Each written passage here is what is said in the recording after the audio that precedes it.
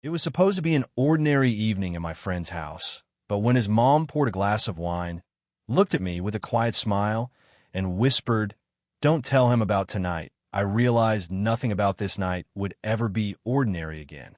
I never planned for the evening to feel different. To me, it was just another visit to my friend's house, something casual, familiar. The kind of place where I'd been countless times before, with the same creaking steps on the porch, the same faint scent of jasmine drifting from the garden outside.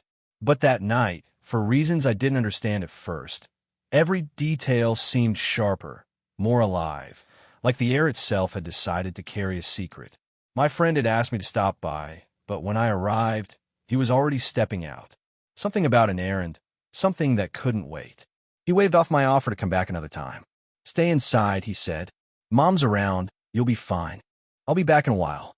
And with that, the front door closed behind him, leaving me alone in the quiet house. I didn't mind. I'd always liked being there. It felt safe, warm, lived in. But then she walked in, the woman who had raised my friend, the woman I'd always seen in passing but never quite seen. His mother. She looked effortlessly composed, her presence filling the room with a quiet kind of grace. She greeted me with a smile that was polite but touched with warmth. And for a moment, I forgot what I was supposed to say. Her eyes lingered on me, not in the way adults look at someone younger, but with genuine attention, as though she wanted me to feel at ease. The silence between us stretched just long enough to make me aware of it. Then, almost as if to cut through the weight of it, she tilted her head and said, "Well, since it's just the two of us, why don't we open a bottle of wine? It might make the waiting less dull." The suggestion caught me off guard. Wine. With her. Just the two of us. I laughed lightly, trying to disguise the nervous edge in my chest. "Only if you promise not to judge how badly I hold a glass." She chuckled, and in that moment, something shifted, subtle but undeniable. She moved with easy confidence toward the cabinet, pulling out a bottle with practiced hands. I watched as she gripped the corkscrew, twisting gently until the cork gave way with a soft, satisfying pop. The sound seemed to echo in the room, followed by the quiet trickle of wine being poured into two glasses. The air carried the faint sweetness of grapes mixed with the warmth of wood and fabric that made up the house. She slid one glass across the table to me, her fingers brushing lightly against mine as I reached for it. A brief, accidental touch, but it sent a current through me, sharp and unexpected. We raised our glasses almost ceremoniously. Her smile deepened, softer now, more personal. "To passing the time," she said. "To passing the time," I echoed, though I wasn't sure if I was toasting the evening or the sudden realization that tonight would not be ordinary at all. The first sip of wine was smoother than I expected, rich and warm, sliding across my tongue in a way that seemed to match the room's quiet atmosphere. I wasn't usually a wine drinker, but somehow, sitting there across from her, it felt right. It felt grown up, like I was being invited into a space I didn't quite belong in, but wanted to linger in all the same. She sat opposite me at the dining table, the soft glow of the overhead light giving her features a gentleness I hadn't noticed before. I was used to seeing her as my friend's mom, someone who greeted me at the door, asked if I'd eaten, reminded her son to be polite. But now, with no one else around, she seemed different, less like a figure in the background of my life, and more like a person whose world I had just stepped into. Our conversation started in safe places, how my classes were going, what I planned to do after graduation, how fast time seemed to move when you weren't paying attention. She listened with an attentiveness that surprised me, her eyes steady on mine, her hand sometimes resting against her chin as though every word mattered. It was disarming, the way she leaned into the silence between sentences, not rushing to fill it, but letting me feel the weight of being heard. She told me about her work, the long days at the office, the pressure of deadlines, the exhaustion that came from carrying more than people realized. There was a subtle edge in her tone, pride, but also weariness. She admitted, almost shyly, that evenings like this, when the house grew too quiet, left her feeling restless. I nodded, but inside I was struck by how openly she spoke. Most adults I knew carried themselves with layers of distance, never letting you see the cracks. But here she was, sipping her wine, brushing a strand of hair from her cheek, and telling me things I didn't expect her to reveal. The clock on the wall ticked steadily, filling the pauses. Outside, a dog barked faintly, and the wind shifted against the windows. But in that room, the world narrowed down to her voice and the way her gaze held mine just a little longer than casual conversation required. At one point, she reached across the table, meaning only to grab the bottle to pour another glass. Her fingers slid just over mine, light and unintentional, but enough to make my chest tighten. She didn't pull away quickly. Instead, her eyes flickered up, searching mine as though she had felt the same current I did. For a heartbeat, the moment hung there, delicate and unspoken, until she finished pouring and set the bottle down with a soft thud. I tried to steady my breathing, to keep my voice calm, but I knew something was shifting. Our words had stopped being about the surface of things. They were pulling us closer to something we both sensed, even if neither of us dared to name it. The second glass of wine loosened the air between us. The words flowed more freely. Laughter slipped in more easily, and yet underneath the lightness, I felt something else building, a kind of gravity pulling me closer to her, even if we never moved from our seats. She was telling a story about her younger days, about how she once dreamed of traveling to Europe, but life, responsibility, and raising a son had kept her rooted here. She laughed at herself when she admitted it, but her eyes didn't quite match the sound. They carried something heavier, like the laughter was only a veil. I leaned forward without thinking. "Do you ever wish you had?" I asked quietly. Just for yourself." Her smile faltered for a second, and in that pause, she looked at me differently. Not as her son's friend, not as someone half her age, but as a person who might actually understand. She exhaled slowly, setting her glass down with deliberate care, and her fingers began tracing absent circles against the polished wood of the table. "Sometimes," she admitted, her voice softer now. "More often than I'd like to say. When the house feels too big. When I realize how many years I've spent taking care of everyone else, and how rarely anyone asks if I'm tired." Her words lingered in the space between us. I didn't know what to say at first. She wasn't speaking like someone fishing for sympathy. She was speaking like someone who never allowed herself to say these things out loud. And now, for some reason, she was saying them to me. I nodded slowly, my chest tightening with a mix of sadness and admiration. "I think you deserve that," I told her. "To be asked, to be heard, to have someone notice." Her eyes lifted then, meeting mine in a silence that seemed to stretch far beyond the walls of that dining room. There was no sound except the faint hum of the refrigerator in the kitchen, no movement except the rise and fall of her breath. And in that stillness, I saw something raw flicker in her gaze. Vulnerability, yes, but also a quiet longing, like she wanted to step out of the role the world had assigned her, even if just for one night. She gave the smallest of smiles, one that didn't quite reach her lips, but softened her whole face. "You're kind to say that," she whispered, though her tone carried something unspoken, like she wasn't used to kindness that saw deeper than the surface. Her fingers were still moving along the rim of her glass, slow, delicate, distracted. I found myself watching the motion, hypnotized by its subtle rhythm, until she caught me looking. For a heartbeat, neither of us looked away.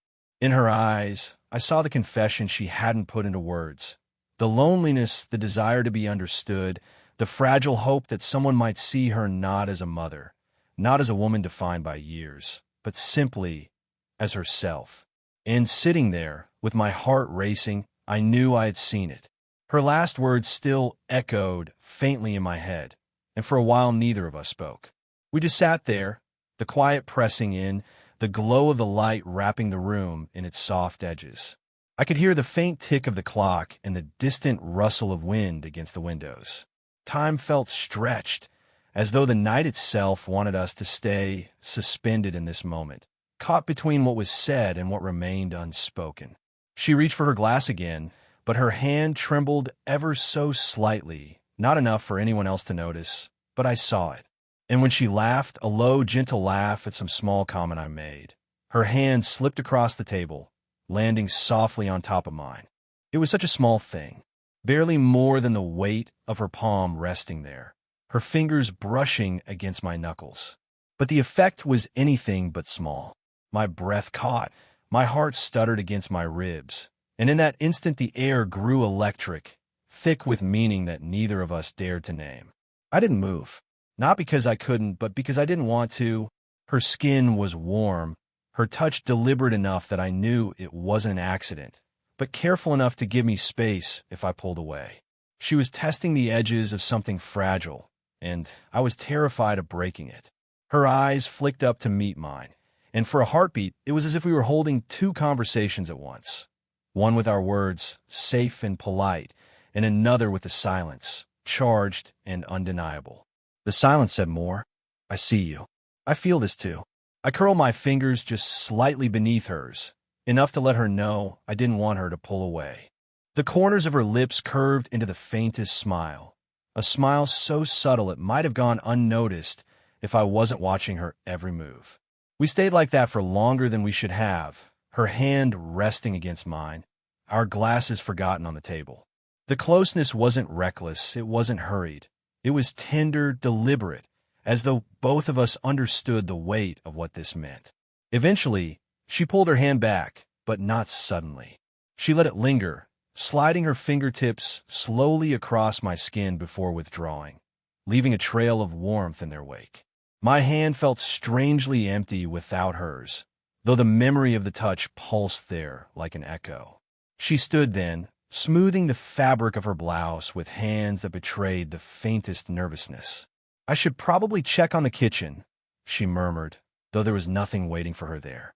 Her voice wavered just enough for me to recognize the same conflict I was feeling.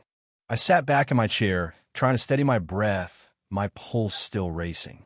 I realized then that we had crossed a line, not fully, not recklessly, but enough that the night no longer felt like something ordinary. Her touch had said what words couldn't, that this connection, fragile as it was, had stepped into something deeper. And I knew, with every beat of my heart, that nothing would be the same after it. The warmth of her hand still lingered on mine even after she withdrew, as if her touch had imprinted itself into my skin. I sat there with my glass untouched, listening to the rhythm of my own heartbeat, trying to decide whether to say something or let the silence carry it for me. She moved to the kitchen, her back to me, the fabric of her blouse catching the dim light as she busied herself with the wine glasses. There was no reason for her to be standing there. The glasses were already rinsed, the counter already clear, but she kept her hands moving, filling the silence with the soft clink of glass against porcelain. I watched her shoulders rise and fall with each breath. From behind, she looked composed, in control, but I could sense the storm within her. This was her way of stepping back, of reminding herself where the lines were drawn. She wasn't just a woman in this room with me. She was his mother. The title alone carried a weight that seemed to press against the walls of the house, as though it was daring us to ignore it. I thought of getting up, crossing the room, telling her that it didn't matter, that tonight none of it mattered. But something inside me told me not to rush it. Her silence wasn't rejection, it was hesitation. And hesitation meant she felt it too. Finally, she set the glass down with a soft thud, her hands braced on the counter. She didn't turn right away, and in that pause, I saw the faintest tremor in her posture. When she did turn, her eyes avoided mine for a moment, glancing instead at the wine bottle, the half-empty glasses, anywhere but the place where truth waited. Her voice was calm, but there was a tightness beneath it. "We shouldn't linger too much," she said quietly, almost more to herself than to me. "It's late. You should probably—" She trailed off, unable to finish. I swallowed hard, forcing myself to stay steady. "If you want me to go, I will," I said softly, though the words nearly caught in my throat. That made her look at me. Really look.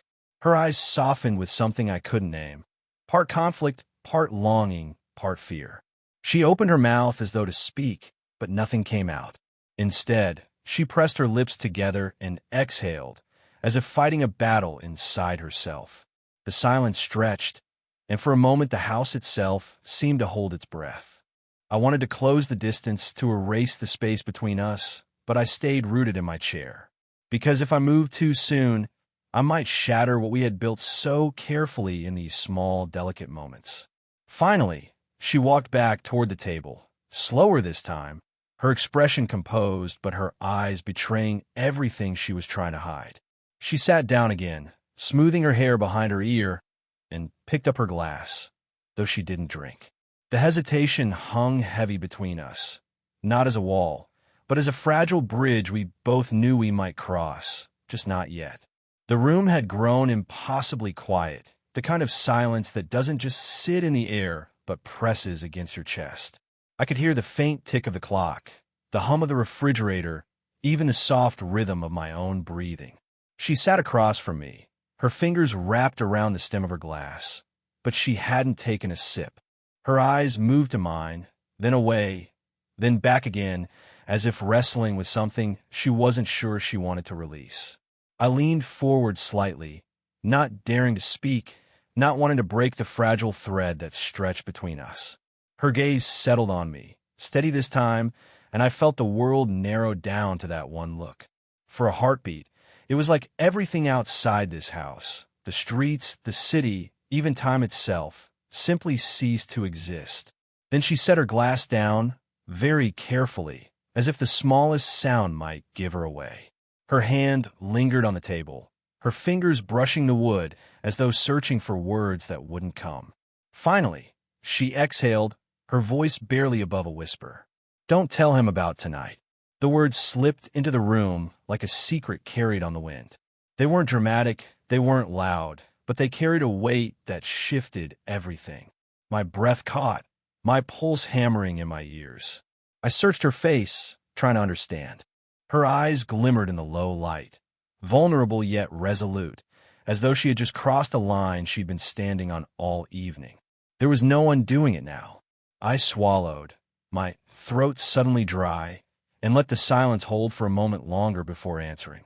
My voice came out steadier than I expected, though I felt the tremor deep inside me. "Our secret forever." The words seemed to ease something in her, though only slightly. A faint smile touched her lips, not of amusement, but of recognition, as if we had just acknowledged the truth both of us had been circling around since the first glass of wine. Her shoulders softened, and she leaned back in her chair, though her eyes never left mine. The room felt different now. Less like a place where we were waiting for someone to return, and more like a sanctuary built just for us, where the night itself had chosen to protect what we had just spoken aloud. She reached for her glass again, her fingers trembling as she lifted it. This time, when she drank, her eyes stayed locked with mine over the rim, and I could feel the unspoken promise lingering between us. It wasn't just about secrecy, it was about trust, about allowing this moment to belong only to us. I set my own glass down, my hand brushing lightly against hers on the table. She didn't pull away. Instead, she let the contact remain, her thumb grazing mine almost absent-mindedly. Her words still echoed in my chest. "Don't tell him about tonight." And my reply, "Our secret forever," bound us together in a silence more intimate than anything I had ever known. Her words still echoed in my mind, circling like a vow I hadn't expected to make. "Don't tell him about tonight. Our secret forever." We had sealed something fragile, something dangerous, and yet, sitting there with her, I felt no fear. Only a calmness that came from knowing we had both stepped into the same quiet truth. The glasses of wine stood forgotten between us, the bottle left uncorked on the table. Neither of us cared any more about pouring another. What mattered was the silence. Not the heavy kind that makes you restless, but the kind that feels like a blanket wrapping around two people who no longer need to speak. She shifted in her chair, her eyes softening as they studied me. There was no trace of the guarded composure she'd worn earlier, no careful distance in her tone. Just her, a woman, a mother, someone who had lived more years than me, carried more responsibilities, and yet in this moment, allowed herself to simply be. I don't know what gave me the courage, but I stood and moved closer, pulling my chair beside hers instead of across from her. For a second, I worried she might pull back, that the spell would break. But she didn't. She let me sit close, her lips parting slightly in surprise, her eyes never leaving mine. The closeness was intoxicating, not in a reckless way, but in a deeply human one. I could hear her breathing, steady but a little uneven, as though the night had asked her to surrender more than she had planned. Her hand rested on her lap, and without thinking, I placed mine gently over it. Her fingers didn't flinch. They curled lightly around mine, her grip neither desperate nor hesitant, just present, as if she wanted me to know she welcomed it. For a long while we stayed like that. She leaned toward me slowly, resting her head against my shoulder. The weight of it was subtle, almost nothing, but to me, it felt like everything. The faint brush of her hair against my jaw, the warmth of her body, so close, the way her presence grounded me even as it lifted me higher than I'd ever been. I closed my eyes, letting the moment sink in. There was no need for words anymore. We had already spoken the ones that mattered. Now there was only the quiet, her heartbeat steady through the closeness, my arms slowly rising to rest across her shoulders. She let me hold her, her breath easing into rhythm with mine, and together we sat in a silence that felt almost sacred. The night outside stretched on, but inside that room time felt still. Whatever tomorrow brought, explanations, boundaries, or silence, didn't matter yet. Tonight was ours, just ours. And as she whispered a final, barely audible thank you against my shoulder, I knew I would carry this moment with me forever. Not as a mistake, not as a secret weighed down with guilt, but as a memory where two people, against all odds, simply allowed themselves to be seen. If this story touched you, don't forget to give it a like and share your thoughts in the comments. And if you'd like to hear more age gap romance stories like this one, make sure to subscribe and turn on notifications so you never miss the next chapter.